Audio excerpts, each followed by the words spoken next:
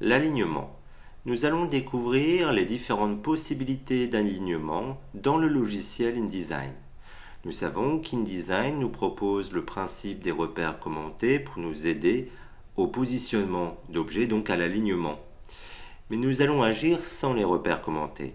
Pour cela, nous allons désactiver les repères commentés en nous positionnant sur le bouton dynamique option d'affichage et nous décochons l'option repères commentés. Voilà. Nous allons dessiner deux ronds qui se superposent.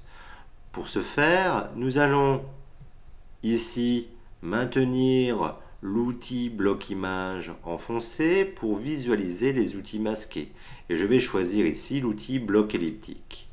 Je dessine un premier rond avec la touche Shift de mon clavier enfoncé pour obtenir une forme proportionnelle. Voilà. Je vais y mettre une couleur de fond de bloc.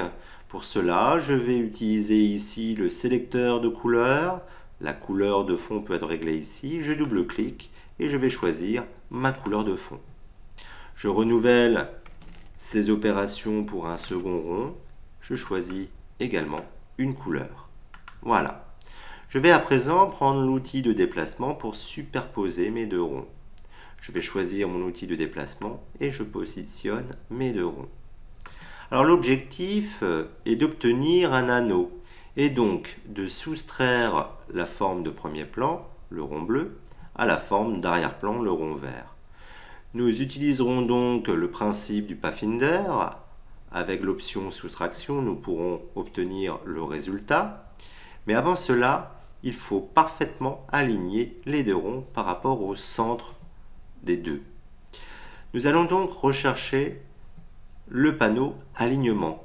Menu fenêtre, objet et mise en page, alignement. Raccourci clavier majuscule F7. Voilà mon panneau. Je vais sélectionner mes deux objets. Et je vais indiquer à mon logiciel que l'alignement doit s'opérer en fonction de ma sélection, c'est-à-dire en fonction des deux objets sélectionnés.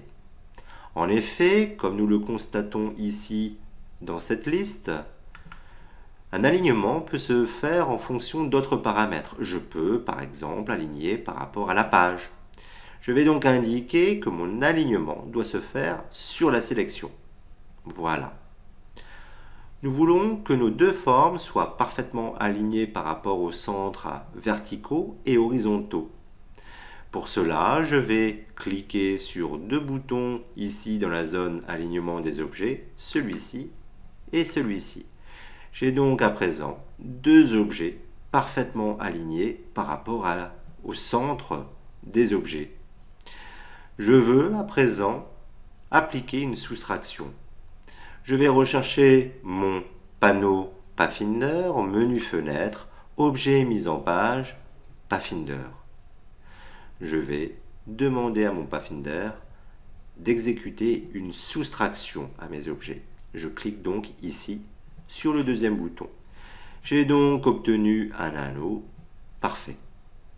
Je vais supprimer cette forme et masquer également le Pathfinder. Voilà. Nous allons dessiner à présent trois rectangles. Je vais reprendre l'outil bloc image, choisir une forme rectangulaire et je dessine des rectangles. J'y appose également des couleurs de fond. Voilà, premier rectangle, second rectangle et un dernier rectangle ici. Voilà, avec une troisième couleur. Voilà. Voilà mes trois rectangles. Je vais sélectionner mes trois rectangles, comme cela, et j'aimerais aligner ces rectangles par la gauche de ma sélection.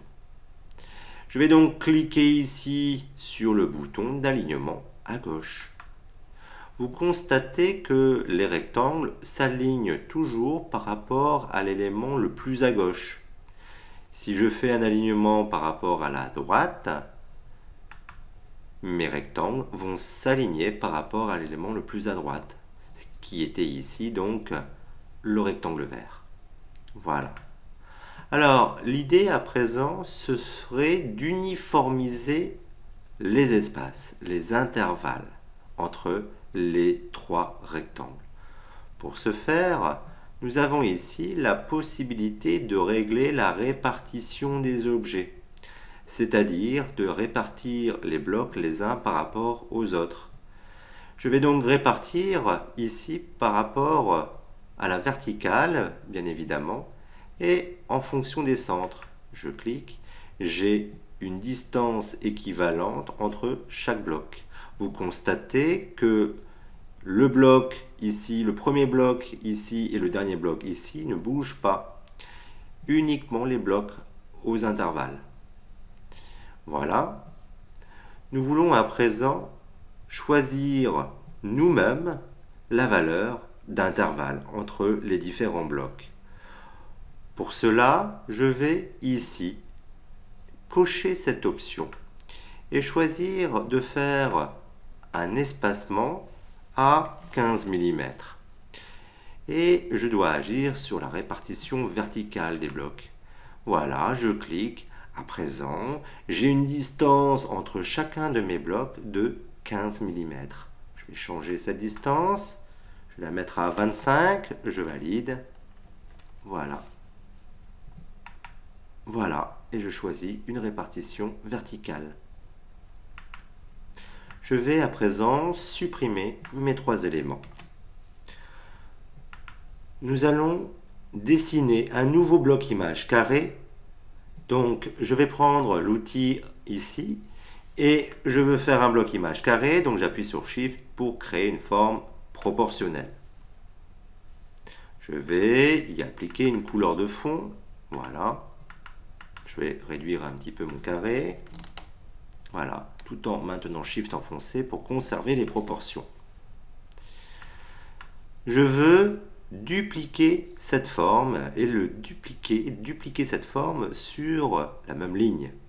Je me positionne ici sur la forme avec l'outil de déplacement. Je vais appuyer sur la touche Alt de mon clavier et je constate que mon icône, mon curseur change de forme. J'ai à présent une double flèche, noire et blanche. Je garde Alt enfoncé, je glisse et j'opère une duplication. Par contre, vous constatez ici que le positionnement de ce clone est libre. Si je dois contraindre cette forme dupliquée à rester sur la même ligne que l'original, je vais ajouter Shift. Shift vous crée une contrainte également de positionnement. Voilà, j'ai donc mes deux carrés. Je vais répéter l'opération à la verticale. Je sélectionne mes deux éléments. Je me positionne ici, Alt enfoncé, et je répète cela à la verticale. Voilà. J'ai donc obtenu 4 blocs. Je vais sélectionner tous ces blocs. Voilà. Et j'aimerais centrer ces blocs par rapport au centre de ma page. Alors, nous avons vu préalablement que nous pouvions choisir le paramètre d'alignement ici dans la liste. Je vais donc choisir ici dans cette liste d'aligner sur la page. Et je dois aligner par rapport au centre. Donc pour ce faire, je vais cliquer ici et ici. Et je n'obtiens a priori qu'un seul bloc. Alors pourquoi? Eh bien tout simplement parce que tous les carrés existent, mais ils s'empilent les uns sur les autres, comme vous pouvez le constater. J'ai 4 carrés. Ces 4 carrés s'étaient bien centrés au centre de la page. Alors comment conserver ma forme initiale, mes 4 carrés répartis, et les centrer, les 4, sans qu'ils changent de position les uns par rapport aux autres, les centrer tous les 4 sur la page? Eh bien déjà, je vais revenir en arrière. Je vais donc annuler les différentes opérations. Alors pour aller plus vite, nous allons utiliser le raccourci clavier CTRL Z ou pomme Z. Voilà. J'ai mes 4 carrés. Pour l'instant, j'ai donc 4 formes qui vont toutes s'aligner spécifiquement. Je vais donc faire en sorte que je n'ai qu'une seule forme. Je vais sélectionner mes 4 formes et je vais passer par le menu Objet et je vais demander à associer mes 4 formes. Vous constatez à présent que je n'ai plus qu'une seule forme. Donc c'est cette forme qui sera alignée sur le centre de ma page. Je vais donc cliquer ici, et l'opération fonctionne parfaitement. Si à présent je dois travailler sur chacune des formes séparément, je vais donc demander à mon logiciel de dissocier par le menu objet dissocier mes 4 formes. Voilà, j'ai 4 formes autonomes.